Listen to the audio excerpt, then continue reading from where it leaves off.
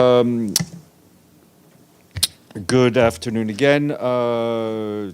Bear with me, and then bear with Sharon, who will succeed me here at the podium. Today, as you all know, is the last day of the G20 summit taking place in Rio de Janeiro in Brazil. Today, the Secretary General addressed a session on sustainable development and energy transition. Once again, he warned that our climate is at a breaking point unless we limit global temperature rise to 1.5 degrees Celsius. Spiraling disasters will devastate every economy, he said. The Secretary General stressed that we must get on track for the 1.5 degree limit, with countries accelerating their near-term emissions cuts.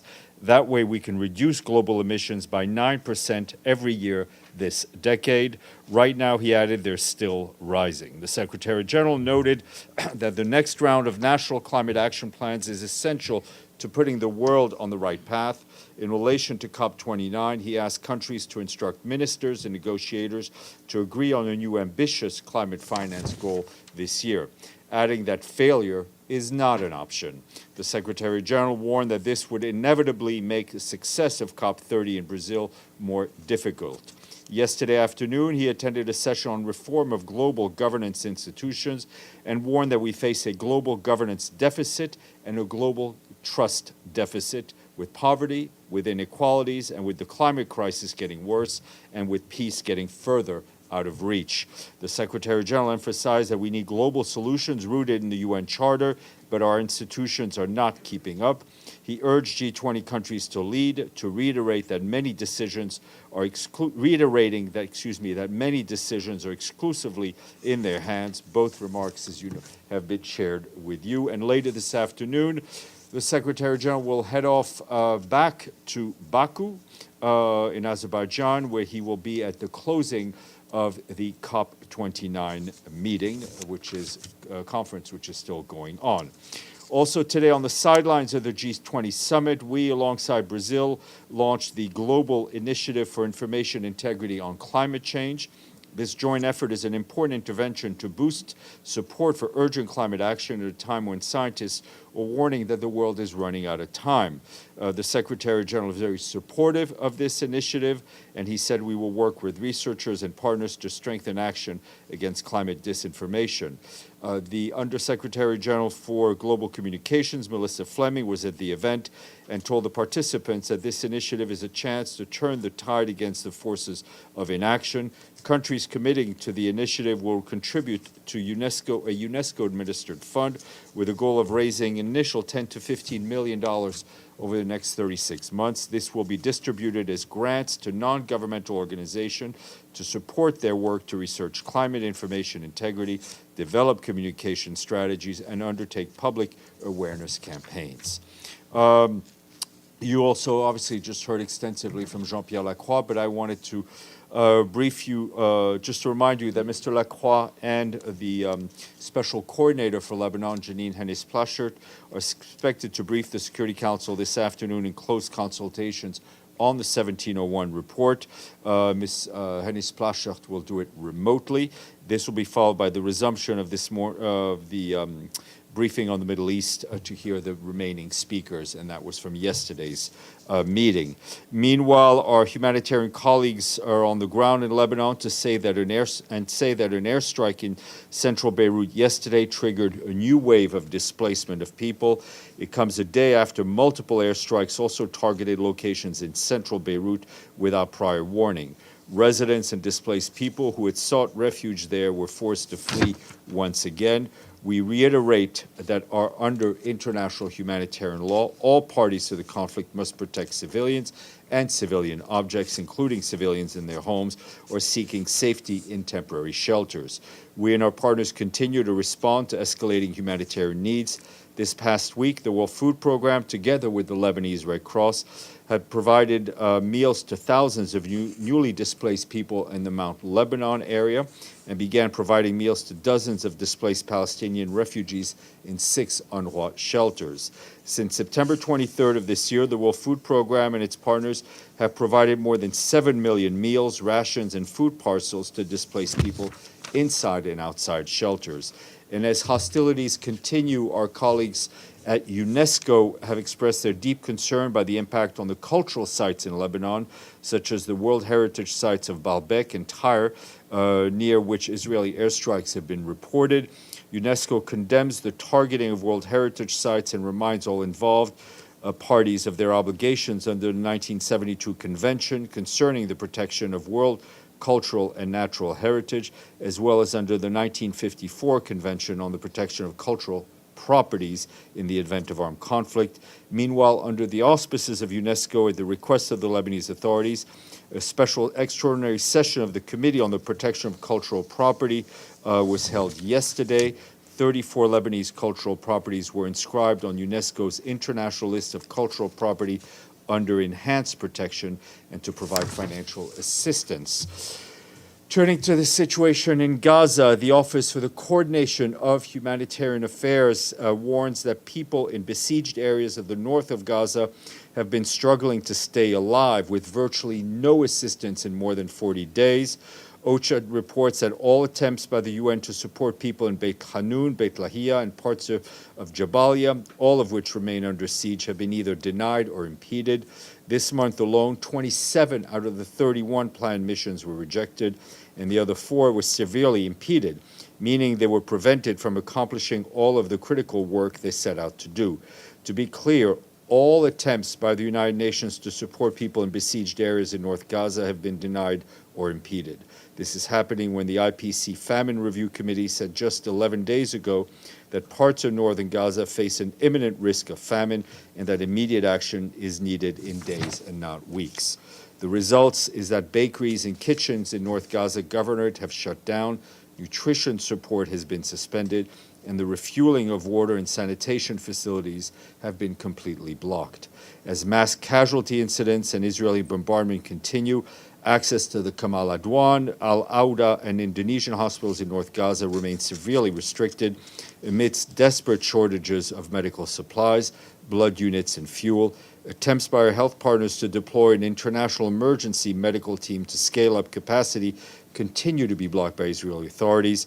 And on Sunday, OCHA supported a mission led by the World Health Organization to Kamal Adwan Hospital. The team delivered 10,000 liters of fuel and transformed some 17 patients, transferred some 17 patients, three unaccompanied children, nearly 24 caregivers to Al-Shifa Hospital in Gaza City. While the mission was also meant to deliver food and medical supplies to Kamal Adwan, our partners tell us that the team was forced to offload the food at an Israeli military checkpoint before reaching the hospital, and only some of the medical supplies could be delivered to the facilities. And you've also been asking about the reported killings of alleged looters during an operation led by local Palestinian authorities. We're deeply concerned by these reports. Armed looting has become systematic and must end immediately. It is hindering life-saving aid operations and further endangering the lives of our staff. However, the use of law enforcement operations must be lawful, necessary, and proportionate.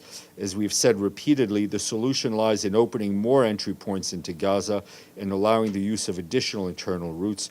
Both steps require actions by Israeli authorities. And as Ukraine marks 1,000 days since the start of the full-scale invasion by the Russian Federation, the humanitarian coordinator Matthias Schmale emphasized the need for continued UN support and international solidarity. He called on the global community to stand with Ukraine and recognize the heroic efforts of first responders, including the volunteers. On the ground, aid workers continue to assist people in Sumy city in the wake of recent attacks that have significantly damaged residential areas. Today, another town in Sumy was struck, with local authorities reporting nearly a dozen deaths and multiple injuries after a student dormitory was partially destroyed. We and our partners continue to ramp up humanitarian convoys to address the most urgent needs of frontline communities. This year alone, such 40 convoys have delivered food, medicine, electric heaters, and hygiene kits. Just today, 2 convoys reached the regions of Donetsk and Kherson. Since February of 2022, more than 170 interagency convoys have provided critical assistance to nearly 800,000 people across 9 regions of Ukraine. According to the UN Human Rights Office, more than 12,000 children have been killed and nearly 27,000 injured over the past 1,000 days. This includes over 2,400 child casualties. Humanitarian workers also continue to face significant risks. Just this year, 9 aid workers have been killed with other 40 injured. And moving back to this continent and to Haiti, the humanitarian coordinator in Haiti, Ulrike Richardson, said in a statement that the United Nations and our partners continue to support Haitians despite the escalating violence. Ms. Richardson said the humanitarian operations continue in the Port-au-Prince region. We and our partners are distributing hot meals, water, hygiene, dignity kits to displaced people. They've also provided medicine and medical supplies to key health facilities. And our WFP colleagues in Haiti tell us that this past weekend, working alongside their partners, they provided a record number of hot meals in a single day to people recently displaced by violence, serving nearly 38,000 hot meals at 26 sites in Port-au-Prince and Arcueil. So far this year, WFP has provided more than 2 million hot meals prepared as much as possible with locally grown and locally produced ingredients. Operations throughout Haiti are also continuing without interruption, but obviously not at the level we would like to see. And I just want to bring some clarification to the back and forth on airplanes yesterday on Haiti. The humanitarian air service is still expected to resume tomorrow.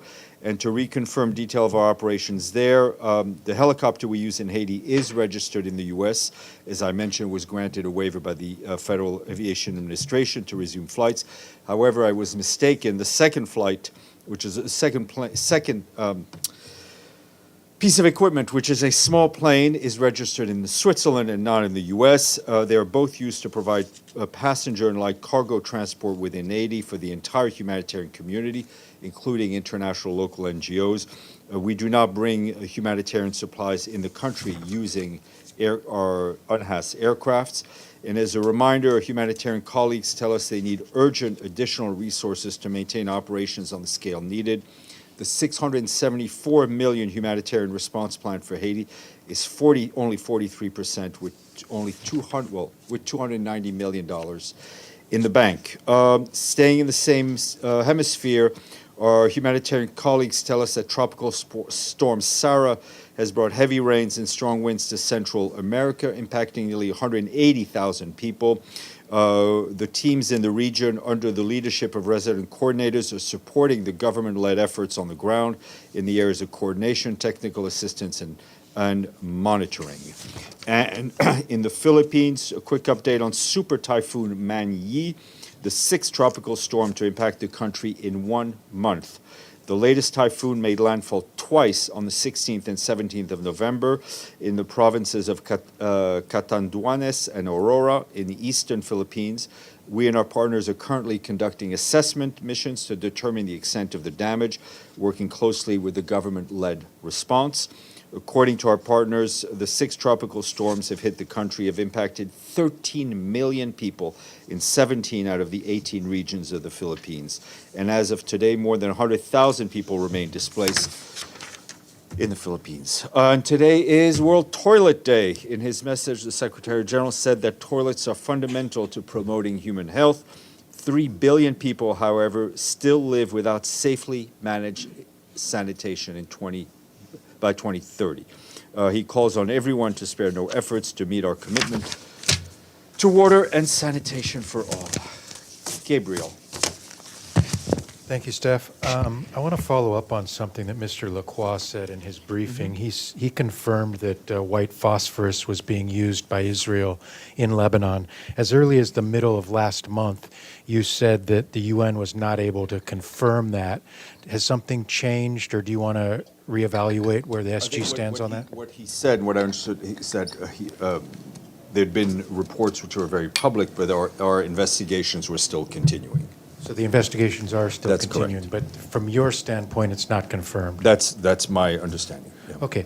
I want to just ask on a different subject.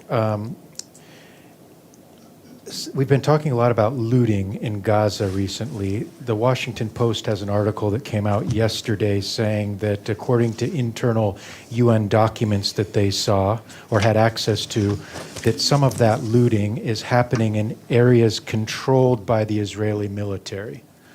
Is that correct? First of all, I haven't seen that memo. I'm not aware of the memo, but I did read, but I am aware of the Washington Post, and I did read the Washington Post. I mean, we've been warning and talking about the issue of armed looting for quite some time, and we've noted that it's become more organized, and maybe that's not the right word to use, but more efficient. I mean, we saw what happened yesterday on the large number of trucks. I mean, one of our truck drivers was shot yesterday, survived, but was shot. You know, the reports, the idea that the Israeli forces may be allowing looters or not doing enough to prevent it is frankly fairly alarming, given the responsibilities of Israel as the occupying power to ensure that humanitarian aid is distributed safely. And it's important that all the parties involved do whatever they can to ensure that that aid gets delivered safely. Deji, then Edie, then Dennis. A quick follow-up first on the Gab's question on the looting. Yesterday, you said you don't know, or at least you have no capacity to really asking who are those looters. But yesterday, the ambassador of Israel, Mr. Danoon, clearly said it's Hamas. How did they know? I mean, are they asking those people? Again, I think there are different point of views. Different. We are. looters are Hamas. Let me just speak. Obviously, the Israelis are on the ground. Obviously, we are on the ground. I can only report what our colleagues are telling us. I think this is yet another example where it would be helpful to have international journalists on the ground covering the story. But don't you share information on that? We have the information we have. We know what happened. I'm not questioning Mr. Danon. I'm just reporting on the information we have. One other topic. Today, Russia updated its nuclear doctrine, which suggests that Russia may use nuclear deterrence to prevent aggression by hostile powers and military blocs that possess weapons of mass destruction or large arsenals of conventional weapons, which is non-nuclear. Any position from the Secretary General on this? Look, I think this inscribes itself in a lot of the rhetoric that we've seen around the world regarding nuclear weapons and the fact that we are living in a period where there is an increased risk, an acute risk of the use of nuclear weapons. I think for the Secretary General, it's clear that all nuclear weapon states have a responsibility to fully implement their legally binding commitments on nuclear disarmament under the appropriate treaties. And we want to avoid any situation where there's increased rhetoric and, more dangerously, increased risk of miscalculation for these devastating weapons. Edie.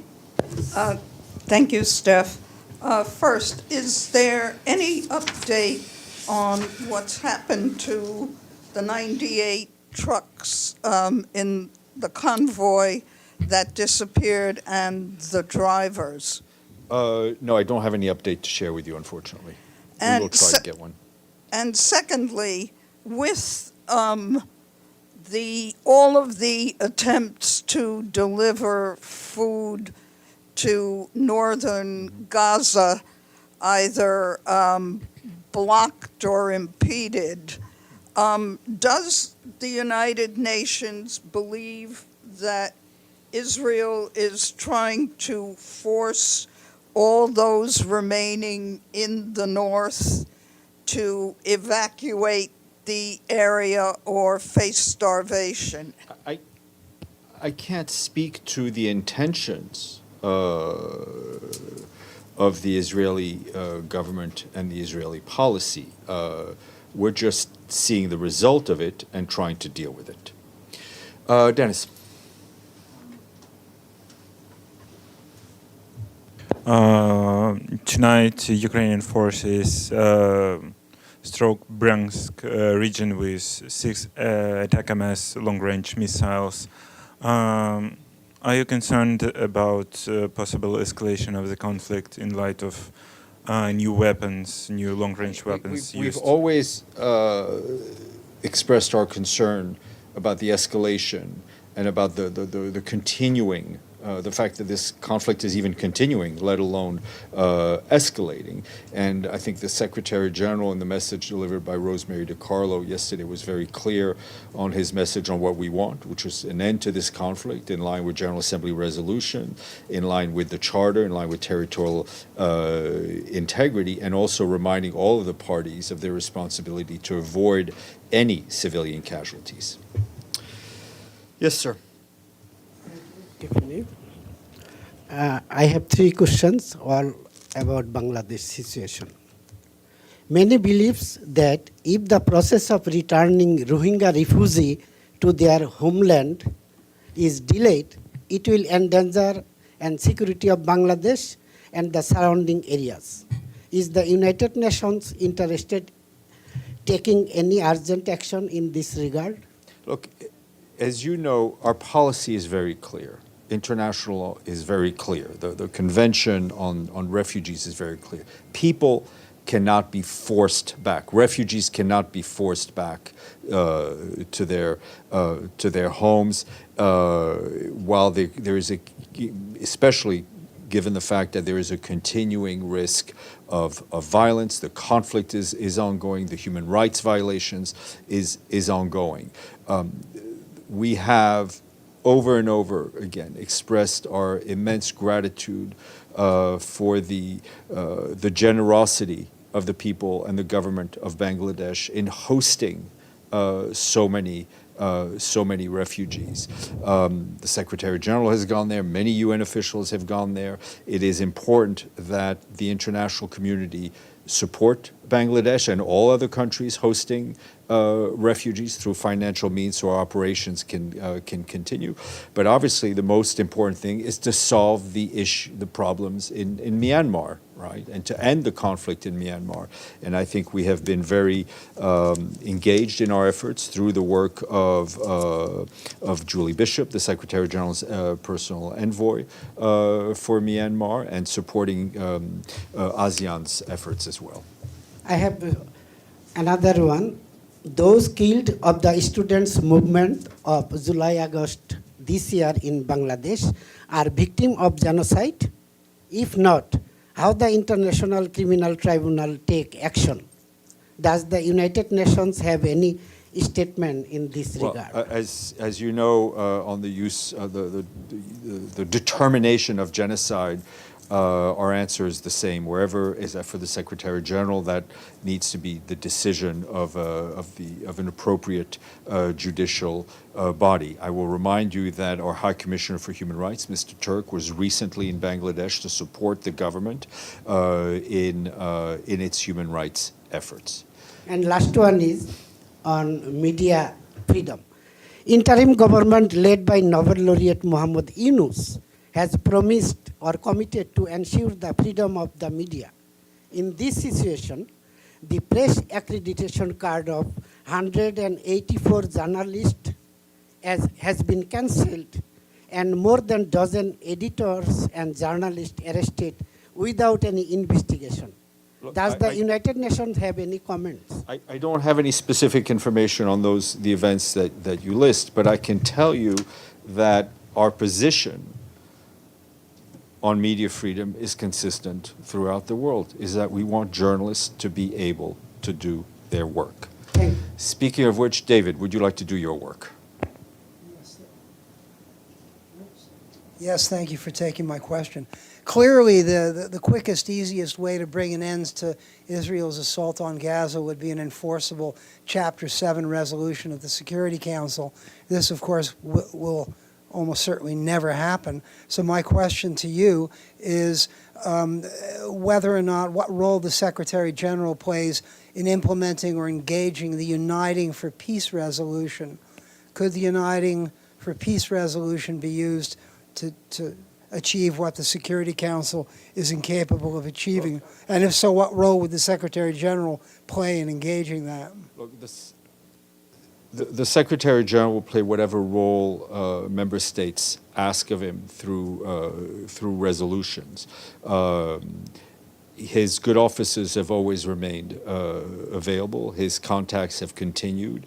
Our effort right now is indeed on bringing an end to this conflict by getting a ceasefire, by getting all of the hostages, the more than 100 hostages that remain in Gaza freed, by seeing humanitarian aid come in, and by returning to some form of hope for political settlement.